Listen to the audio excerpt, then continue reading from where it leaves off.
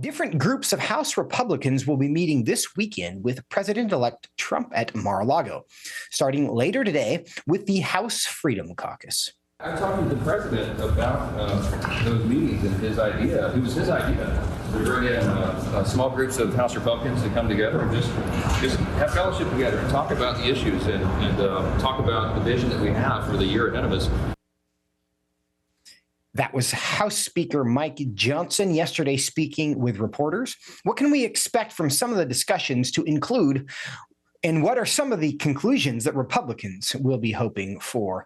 Here now to discuss this and more is Congressman Russ Fulcher, a member of the House Freedom Caucus. He represents the 1st Congressional District of Idaho. Congressman Fulcher, welcome to Washington Watch.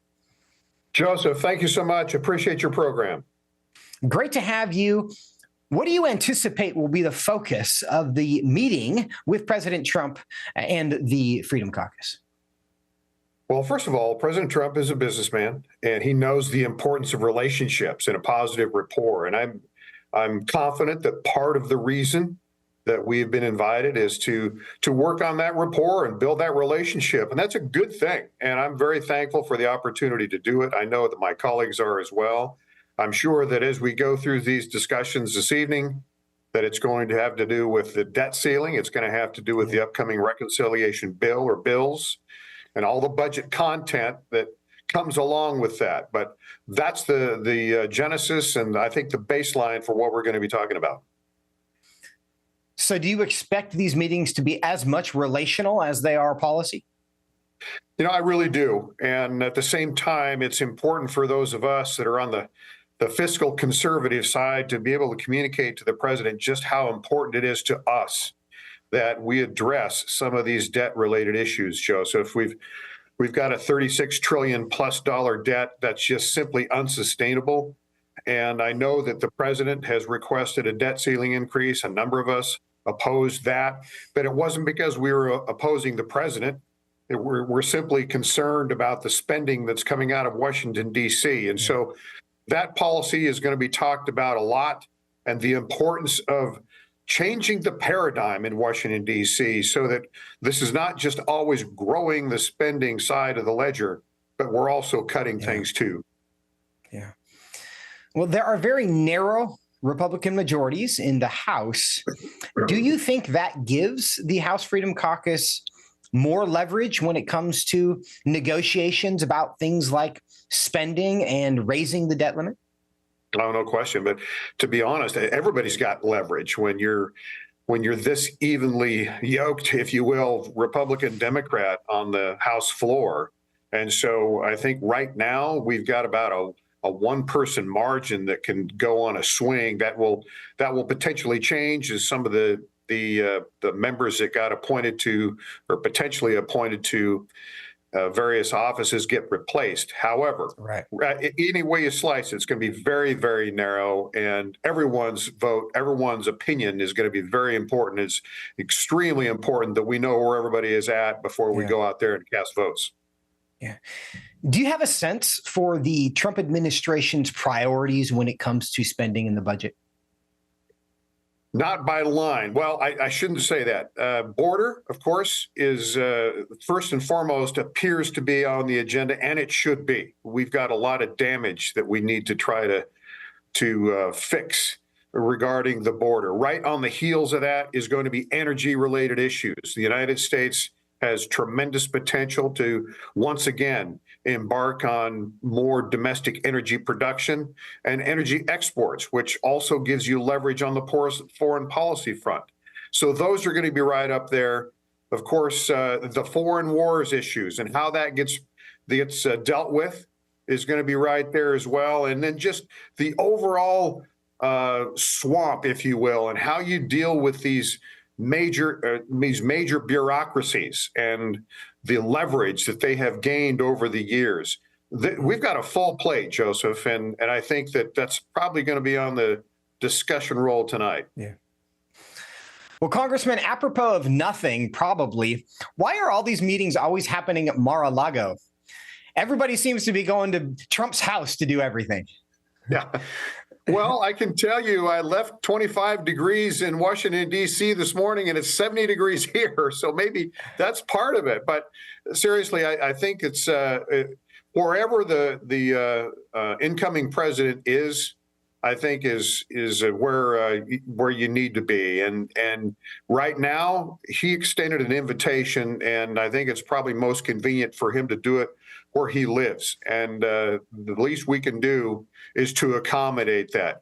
Once again, this is not only, I think, for rapport building, but it's going to be discussions of the major policies that we're all going to be voting on within a few days. And so if we need to come to Florida in order to have those discussions, I am more than happy to do it.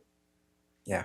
And the weather, of course, is a great bonus. Congressman, we mentioned the very narrow majorities that exist right now and kind of the challenge that presents.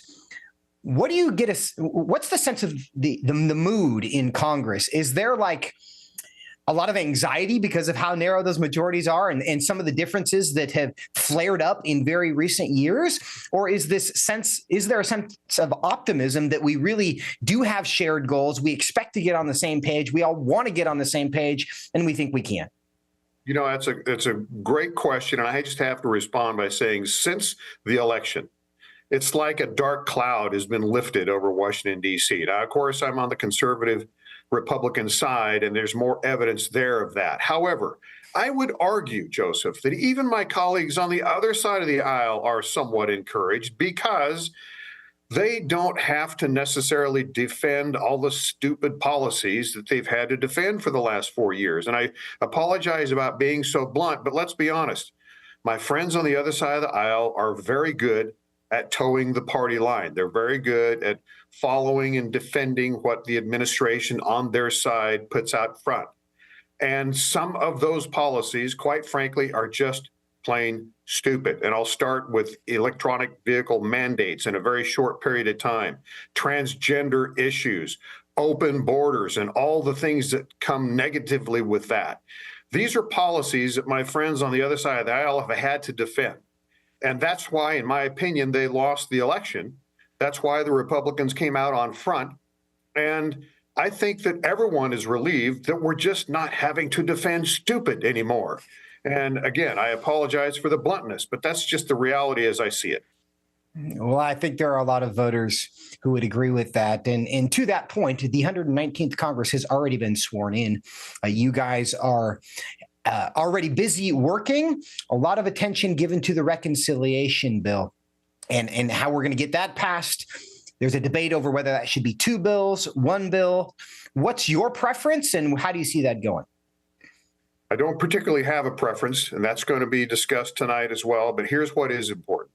We need to demonstrate that we are willing to cut spending. And so part of the discussion tonight will include things on the docket that can be done. If we simply put workforce requirements, for example, on some of the Medicaid recipients that are able-bodied, there's over $100 billion there. If we get rid of these electronic vehicle mandates, there's over $100 billion there.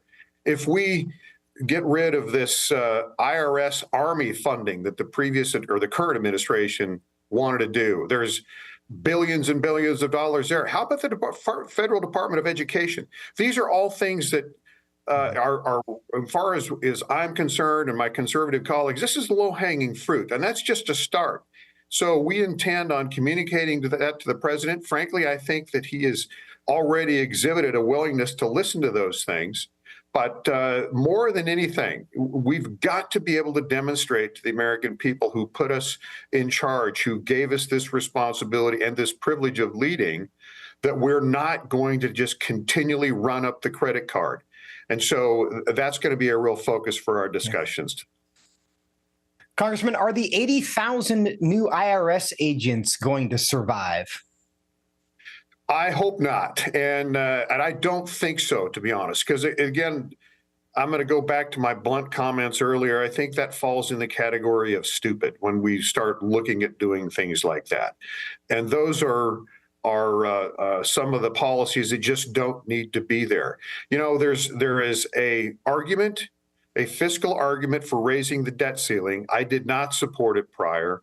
And I know, or at least I think I know why the president wants to do it. That's to give some fiscal running room for default and the bond markets and all of that. However, when you do that, you send a message to the people of America that you're willing to increase that credit card limit that we don't have backing for, and you're willing to spend it. I'm not saying necessarily I wouldn't support it for fiscal reasons, but I would need to see some spending cuts with it. And I think my colleagues are of the same mindset. Programs like Social Security, Medicaid, Medicare are something that a lot of people have come to depend upon and expect, kind of the third rail. Is it possible to reduce spending in the way that you would like to see so that we see that $36 trillion debt go down rather than up without touching those kind of programs? Well, that's a conversation that's going to take longer than what we have. However, I think the short answer is long-term, no. That's simply too big of a part of the overall budget that is on kind of an autopilot. And it's not been solvent for some time. It does need reform, but it's going to take, it's not a simple one to address, but there are some things we can do in the meantime. And so we want to try to attack first things first. But to your point, I think that will have to be addressed if we're going to solve this problem long term. Yeah, it's easy to blame politicians, but in reality, there's a lot of people in the public who want what comes with that debt. And we're all going to have to take our medicine if we're going to fix this, I think. Congressman Fulcher, thank you so much for your time today. My honor. Thanks for having me on today.